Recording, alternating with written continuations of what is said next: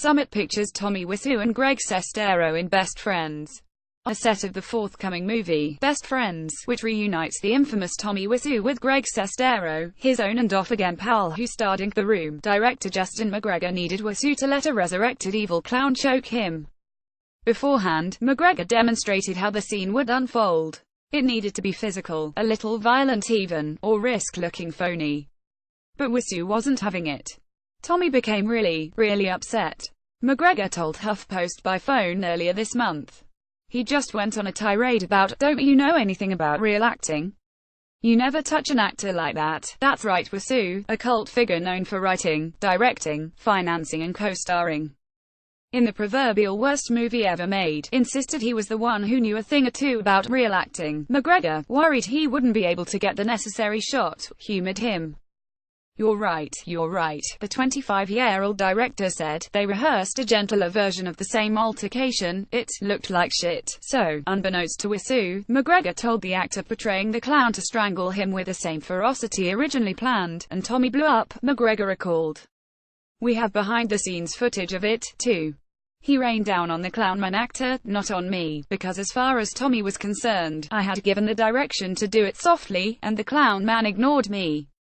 Basically, we got the shot, it's amazing, and it plays so well in the film. I threw the clown under the bus that day, but I would do it again. That happened a few times, where I had to be sneaky and creative to get something out of Tommy that he wasn't going to do. Christopher McGregor, Tommy Wiseau and Justin McGregor on the set of Best Friends. Such is the agony and ecstasy of working with Tommy Wiseau, the enigmatic multi-hyphenate whose profile is again rising thanks to this month's release of The Disaster Artist, a comedic biopic directed by and starring James Franco, who plays Wiseau immediately before and during the making of The Room. Wiseau has become one of Hollywood's most mythologized oddballs. He refuses to disclose his age or the exact origins of his vaguely Eastern European accent. He also won't say how he became wealthy enough to pony up $6 million to make The Room, his misguided passion project, released in theaters for an Oscar-qualifying 2 weeks in 2003. Wiseau has offered select tidbits over the years, claiming his funds stem from real estate deals and leather jacket imports from Korea. Now, he runs Street Fashions USA, a site that sells The Room memorabilia and underwear with Wiseau's name on the waistband. For the past decade, the likeliest place to find Wiseau has been at one of the many midnight screenings of his notorious film, an interactive experience that rivals the Rocky Horror Picture Show. In 2018, you'll also be able to see him in Best Friends, conceptualized and written by Sestero. Summit Pictures' Tommy Wiseau and Greg Sestero in Best Friends.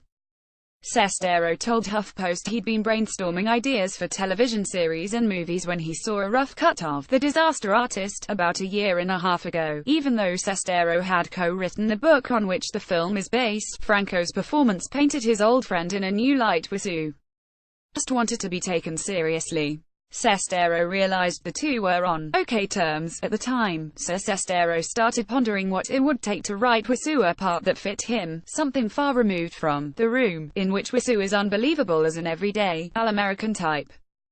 Sestero then received a text from Wiseau, unprompted, "Maybe you should take a risk."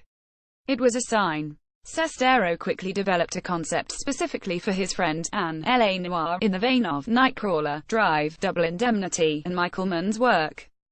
"We rehearsed scenes every night," Sestero said. "I know how to write Tommy at this point. I can pretty much think like him. Obviously when you have a friendship like ours, there's going to be a lot of real-life material that bleeds into the story." Soon thereafter, a mutual friend in the industry introduced Sestero to McGregor, who'd first seen The Room in 10th grade and would go on study its awfulness via YouTube clips. Sestero and McGregor bonded over cinematic favorites, and Sestero liked McGregor's demo reel. He hired the young filmmaker as the cinematographer on a concept trailer that would ideally become a stepping stone to making a feature-length project. McGregor met Wiseau the day he arrived for their 5-day trailer shoot in Los Angeles. He spotted the long, jet-black hair in a parking lot across from a 7-Eleven, where Wiseau stopped to buy Red Bull because the man drinks an inhuman amount of Red Bull. Wiseau was wearing his signature multiple belts. You can see evidence of the hair, the belts and the Red Bull consumption in The Disaster Artist. "You're almost nervous about what he's going to do," McGregor said. "There's a tension in the air around that guy. Wiseau did not respond to a request for comments sent to the email address for The Room. Christopher McGregor, Greg Sestero, Tommy Wiseau and Justin McGregor on the set of Best Friends. And yet, once filming began, McGregor was struck by Wiseau's sense of professionalism. Just as he'd intended with The Room, Wiseau wanted to make a quality product. He listened to direction and asked to watch playback to be sure scenes came out okay. I don't know how much he understood it, but he would pretend to, McGregor said of the notes he gave to Wiseau throughout the shoot. He would try to interpret it, and there was kind of a sweetness to his personality, as well. Wiseau and Sestero showed the trailer for Best Friends at screenings of The Room. When they decided to move forward with the feature, Sestero asked McGregor to direct. The shoestring budget, according to McGregor, rivaled that of The Blair Witch Project, which was made for a reported $60,000 in 1999. Sestero wouldn't confirm or deny the costs, as he is currently negotiating theatrical distribution deals. From there, a beautiful marriage was born. Sestero and Wiseau inducted McGregor into their strange little world. In small spurts across 2017, they made 2 volumes of a bizarre fable about a lonely mortician who might be a vampire, Wiseau, and a drifter with a mysterious past who lives under a bridge. Sestero, the mortician, gives the drifter a job, which provokes a series of misadventures in underground LA. The reason that Tommy works in Best Friends is he's not trying to be somebody he's not, McGregor said. He's not trying to extend himself to be the guy in The Room. Rather than that, Sestero wrote something in Tommy's cadence already. It's written in his likeness. He has all the virtues of a hero, presented totally in a different way. Summit Pictures, Tommy Wiseau and Greg Sestero in Best Friends. The title of the new film evokes My Best Fiend, the documentary Werner Herzog made about his turbulent relationship with actor Klaus Kinski, who starred in 5 of Herzog's movies, including Aguirre, The Wrath of God, and Fitzcarraldo. McGregor always imagined that Wiseau and Sestero's kinship was similar to that of Herzog and Kinski. Everything that happens is something that actually happened between Greg and Tommy in real life, he said. An example of that is, in the movie, when the friendship goes sour, they confront each other on the edge of this cliff. You get the feeling one of them is going to go over the cliff once this argument has transpired. To wit, Sestero said Wiseau once suspected that Sestero was going to kill him during a 2003 road trip from Los Angeles to San Francisco. He'd asked Wiseau to meet him out back after he checked into their motel, and Wiseau apparently thought that meant his life was in danger. Wiseau casually mentioned his hunch while falling asleep that night, as if it were just another bump in the road. During the same trip, Sestero imagined how Wiseau would manage if Sestero abandoned him in the cliffs of Bodega Bay. Little moments like these made their way into the movie. Meanwhile, other events in Best Friends are ripped from CD headlines. They sell gold teeth on the black market, which is also a true story, McGregor said. People think, oh, that's really unrealistic, who came up with that? I don't see it being plausible, but I assure you it really happened.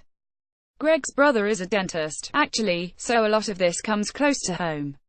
Throughout the shoot, which spanned about 28 days across 2017, McGregor found that Wiseau lived up to the try-hard image presented in The Disaster Artist. He didn't always have the vocabulary to express himself eloquently, but underneath the ego and the oddities was a real person who, over Chinese food at 2 a.m. after a long day of work, would tell personal stories about his business dealings and his time growing up in New Orleans, though never anything especially deep or mystery-shattering. As for the incident with the evil clown, well, that, too, became fodder for the production. When McGregor needed Wiseau to laugh on camera, he would say, "Clown man," and Wiseau would lose himself in a fit of giggles. Sestero and McGregor showed a work-in-progress cut of Best Friends Volume 1 to test audiences in the UK and LA. A handful of folks who presumably caught one of those screenings have reviewed the film on Letterboxd, a social media platform where users rate, review and discuss movies. Their responses range from euphoric, "It's the hardest I've laughed in a very long time on the sheer principle of insanity," to baffled, "I'm not quite sure what I just watched." Some note that it's surprising to see Wiseau appear in something he didn't write and direct himself, a notion McGregor knew he would encounter upon taking the job. For better or worse, The Disaster Artist could heighten this movie's following.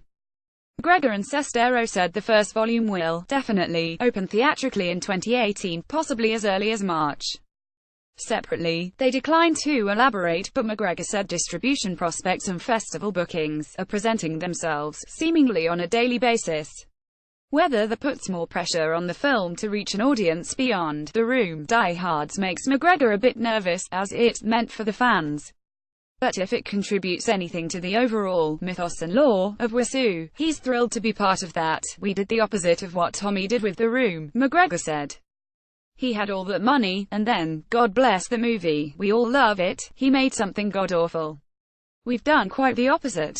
We had nothing, and with good story and good filmmaking and good creative minds coming together, we've done something we're proud of." The Disaster Artist is the highlight of James Franco's career. The Room gets an uproarious tribute in James Franco's The Disaster Artist, the irresistible mystery of where Tommy Wiseau came from. Download Matthew Jacobs, entertainment reporter, HuffPost.